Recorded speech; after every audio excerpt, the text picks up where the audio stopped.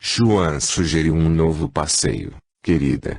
Poderíamos ir direto para casa, mas gostaria que você conhecesse Cacupé. Fica perto de Assunção. E poderemos almoçar lá.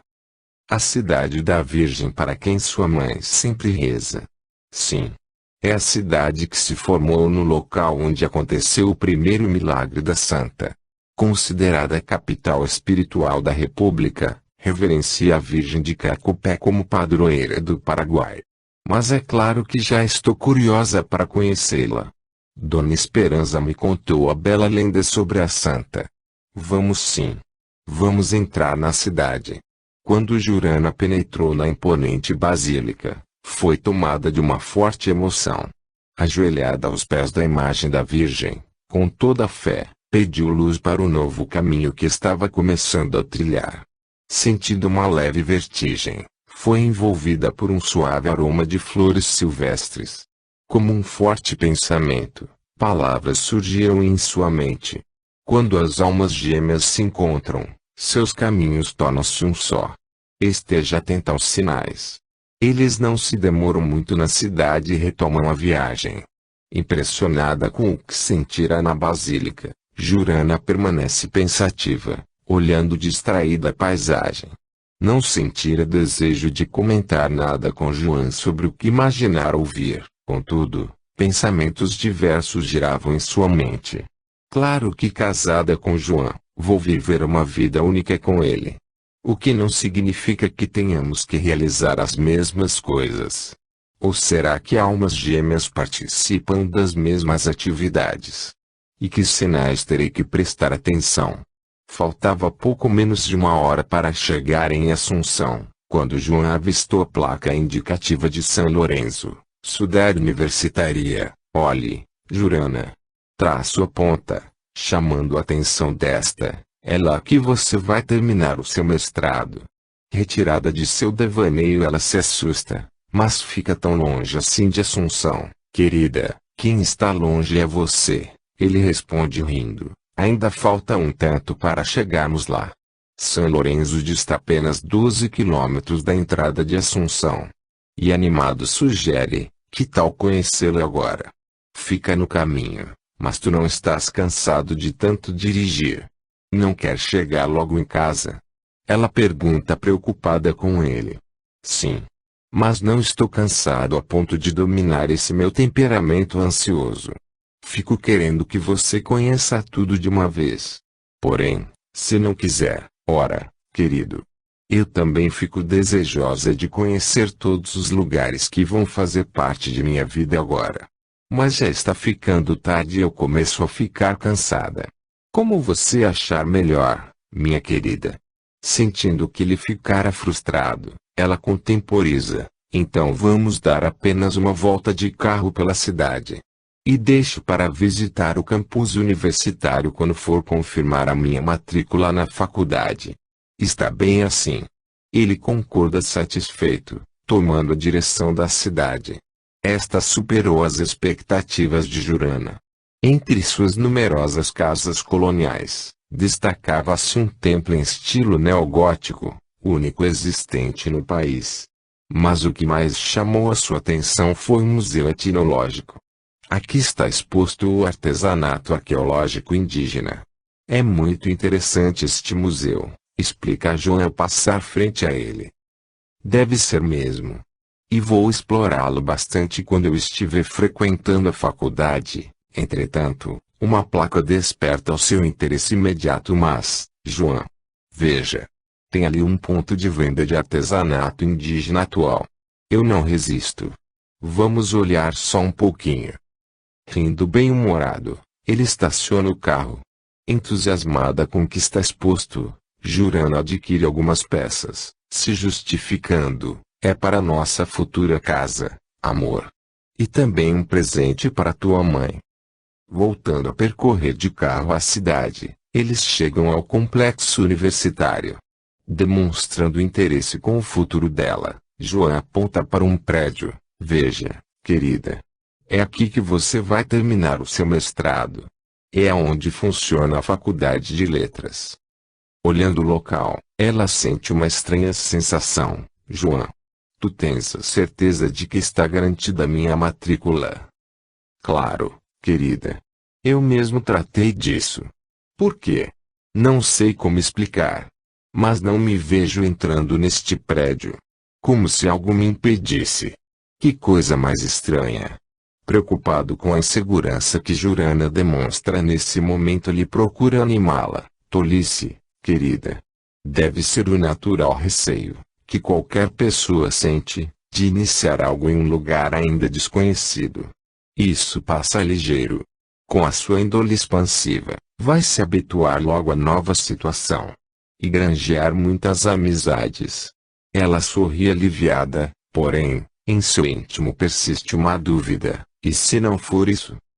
Esperança estava acabando de preparar o café da manhã quando Jurana entrou na cozinha. Beijando a sogra, ela se desculpa envergonhada. Perdi a hora. Queria tanto ajudá-la. Não é justo que eu fique deitada enquanto a senhora prepara tudo para nós. Ora, minha filha. Afinal a viagem foi bastante cansativa. Você precisava mesmo de descansar. Este cheiro delicioso de pão recém-saído do forno liquida com qualquer pretensão de dieta, exclama alegre marido, que acabara de chegar acompanhado de João. Ora, que dieta, Fernandes? A que você começou anteontem e terminou ontem? Contesta Esperança rindo, enquanto vai servindo a mesa. Deixe de conversa e vamos tomar logo o desejum, antes que o pão esfrie.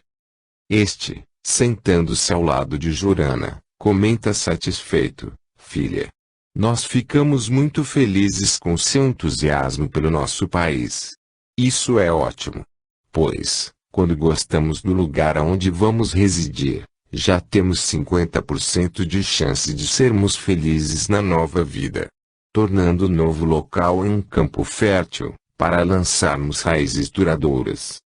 É bem verdade, ela concorda, porém fazendo uma pausa. Sente-se indecisa se deveria contar naquele momento o que lhe acontecera nos últimos dias. Contudo, não se contém, mas... Sabe, meu sogro, eu já desconfiava que tinha raízes plantadas aqui. Que já havia vivido outras vidas nesta região.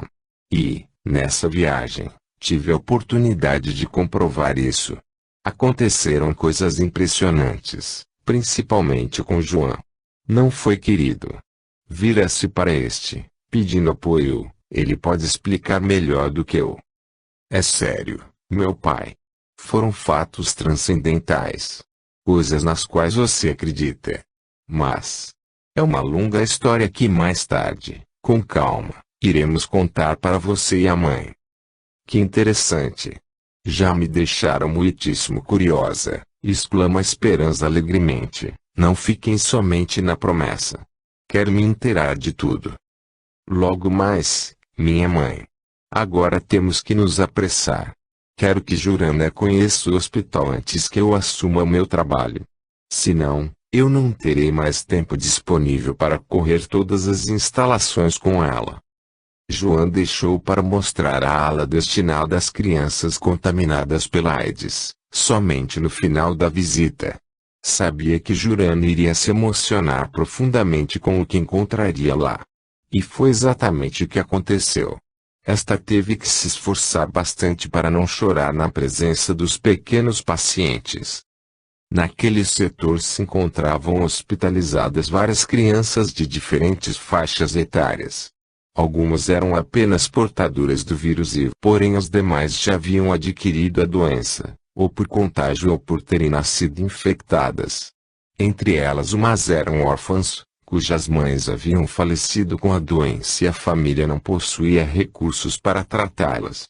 Outras estavam sendo tratadas simultaneamente com as mães que se encontravam hospitalizadas e, mais triste ainda, aquelas que ali haviam sido abandonadas. Com o coração partido, Jurana saiu para o jardim a fim de deixar correr livre o pranto que não conseguia mais conter. Oh, João! É tão doloroso! Quanta tristeza, realmente! Mas pelo menos aqui, minha querida, elas têm a chance de sobreviver. São bem tratadas, medicadas com o que há de mais moderno. Muitas ficam curadas e iniciam uma vida normal junto às suas famílias. Mas, o que acontece com as que foram abandonadas? Que não têm família. Algumas dão sorte de serem adotadas ainda em tratamento no hospital. Porém, infelizmente são raros esses casos. E as outras? Pergunta com a voz embargada. Bem, minha querida. As crianças depois de curadas não podem mais permanecer aqui. E se a direção do hospital não consegue descobrir nenhum parente, elas são encaminhadas pelo juizado de menores para os orfanatos. E lá permanecem à espera de que, um dia, alguém as adote. Jurana enxuga as lágrimas e permanece calada, pensativa. Joan respeita o seu silêncio e ambos ficam observando algumas crianças que, acompanhadas de uma enfermeira, haviam saído para passear no jardim. Passados alguns minutos, com os olhos ainda úmidos, ela olha de um jeito profundo para ele. Com voz firme, pede: querido, vamos embora. Gostaria de conversar contigo, no caminho para casa. Tu podes sair agora. Estranhando a expressão do seu olhar, este concorda: claro, querida. Só mais o tempo necessário para nos despedirmos. Traço e consultando o relógio se admira. Aliás, já está mesmo na hora de voltarmos. Já passa das 11. Já haviam decorrido uns 5 minutos no trajeto de carro quando Jurana finalmente participou a Joan a decisão que tomara. Querido, não vou mais terminar o meu mestrado. Vou suspender a matrícula na universidade. O que está dizendo, querida? Não vai mais estudar. Por quê? Ele questiona, tomado de surpresa. Joan. Lá na Basílica da Virgem de Cacupé, quando eu me ajoelhei para rezar, recebi um aviso em minha mente. Era para que eu prestasse atenção aos sinais de meu caminho. Mas por que você não me falou antes sobre isso? Porque eu queria testar a mim mesma. Se eu seria capaz de perceber sozinha algo que eu precisasse seguir, independente de meus anseios ou decisões. Tu me entendes? Lógico que eu entendo. Só não vejo o motivo de você suspender os seus estudos. O que aconteceu que a fez mudar de planos tão inesperadamente? Porque cheguei a uma conclusão, meu querido. Que cursar a faculdade de letras e, principalmente, me especializar no idioma espanhol foi a ponte para nos encontrarmos. E o Urucuí, o agente que nos uniu. Concordo com você. Acredito nisso, mas continuo não entendendo por que não terminar o mestrado. Simplesmente porque não preciso mais dele em meu caminho. Hoje eu percebi o sinal definitivo que indica como devo seguir adiante. Terá sido olhando as crianças, querida. Sim. Mas não foi apenas este sinal. Lembras quando eu te disse que não me via frequentando a faculdade? Pois aquele foi o primeiro. Mas, então o que você pretende fazer? Vou tentar a faculdade de enfermagem. Quero trabalhar com aquelas crianças. Comovido, Joan pergunta, nesse caso, por que não a medicina? Porque eu não quero tratar as crianças. Esta é a tua tarefa. Eu quero cuidar delas, querido, meu amor. Você me emociona, ora, querido. Tu é que me comoveste com o teu trabalho. E afinal, se temos o mesmo caminho, nada é melhor do que seguirmos com tarefas paralelas, não achas? E tomado de entusiasmo, encantado com a possibilidade de trabalhar na mesma área e com igual propósito, ele propõe: se você está certa de que é isso mesmo que deseja, vamos tratar amanhã mesmo do seu ingresso na enfermagem. Como você já possui nível universitário, talvez possa ingressar no 2º ano da faculdade. Vamos tentar, e veja se tu me consegues. Em seguida, um estágio naquela ala do hospital, pede esperançosa. Estou ansiosa para começar a trabalhar de algum modo com aquela turminha. Até mesmo, somente como recreadora. Por enquanto. Neste momento estavam passando em frente à praça do bairro onde moravam. No impulso, João estaciona o carro sob um dos frondosos plátanos que sombreavam as calçadas. Fazendo Jurana voltar-se para ele, segura carinhosamente pelos ombros, falando apreensivo: querida, sua decisão deixou-me muito feliz e orgulhoso de você. Contudo, uma coisa me preocupa. Você gosta tanto de criança. Eu sinto uma grande mágoa por não poder lhe dar filhos, meu querido. Ela o interrompe: já falamos sobre isso.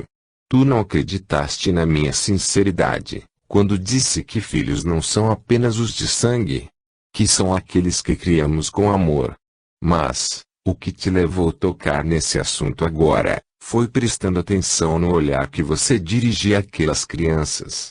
Sorrindo, ela fala com a convicção de quem não tem a menor dúvida a respeito do que diz: meu amor. Pois vou te contar o que se passou comigo naquele momento. Lembras da citação do Evangelho sobre a visita de Jesus, ainda menino, aos sacerdotes do templo, mais ou menos? Pois bem, quando José e Maria, acompanhados do menino Jesus, estavam retornando para Nazaré, após uma viagem a Belém, Jesus desapareceu no meio do caminho. Aflitos, seus pais saíram à sua procura e o encontraram falando aos sábios do templo. Estes, por sua vez, estavam maravilhados com os conhecimentos e a sabedoria daquela criança. Ah! Agora eu me lembro, interrompe João. São José o repreendeu pela angústia que causara a sua mãe. E Jesus respondeu que estava cumprindo a sua missão. Exatamente. Porém dirigiu-se aos sacerdotes perguntando: quem são minha mãe e meu pai? Quem são meus irmãos? E com um sorriso Jurana interrompe a narrativa: aliás, quando eu era menina e estava estudando o catecismo, essa pergunta muito me confundiu. Mas acho que isso acontecia com todas as crianças. Eu também não conseguia entender o que estas palavras significavam. Achava que era um desrespeito para com os pais, pois os nossos mestres não nos explicavam o significado do amor cósmico. Exatamente. E ao observar aquelas crianças, tão necessitadas de afeto e cuidado, recordei as palavras de Jesus e o seu profundo sentido. Então pensei: quem são os nossos filhos? E a resposta surgiu na compreensão do amor sublime de Jesus. São todas as crianças da vida. Comovido, João apenas murmura: ó, Jurana querida, em vidas passadas, meu amor, tivemos experiência de gerarmos filhos para o mundo. Agora estamos expandindo a nossa capacidade de amar. O amor entre as almas, sem o apego à matéria. O amor pelo qual Jesus se deixou sacrificar. E esta é nossa missão, nossa missão. Ele se surpreende. Sim, querido. Nossa, porque nos tornamos almas gêmeas. Os nossos caminhos agora são apenas um. E a nossa missão é com aquelas crianças. Tu irás tratá-las com teus conhecimentos médicos. E eu complementarei tua tarefa cuidando-as com carinho. Nós dois iremos amá-las verdadeiramente e serão todas elas, sem distinção, os nossos filhos. João, extremamente emocionado, ele aperta de encontro ao coração, questionando ainda apreensivo: e se eu não dispuser de muito tempo para cumprir contigo esta missão? Ela levanta o rosto e, com os olhos verdes brilhando intensamente, troca com ele um olhar profundo, de alma para alma. Sua voz soa tranquila e apaixonada: João querido, tu bem sabes que o nosso tempo aqui na Terra está ligado ao cumprimento do que aqui viemos fazer e aprender. Portanto, vamos viver o presente sem temores. E o importante nesta vida, não é o quanto vivemos, mas sim como vivemos e quanto estamos aprendendo. Um demorado e apaixonado beijo confirma o amor existente entre as almas que se uniram, ao longo da jornada. Quando se separam do abraço, Jurana, retomando seu jeito divertido, desfaz a forte emotividade que os envolvia, trazendo de volta as necessidades do cotidiano. Querido, já alimentamos bem as nossas almas, agora temos que alimentar os nossos corpos. Vamos para casa, almoçar. Dona Esperança deve estar ansiosa à nossa espera. Rindo da inesperada atitude dela, Joan dá a partida no carro. E ambos, bem-humorados, seguem confiantes, com a certeza de que conseguirão realizar em sua plenitude a meta de vida que escolheram. Fim.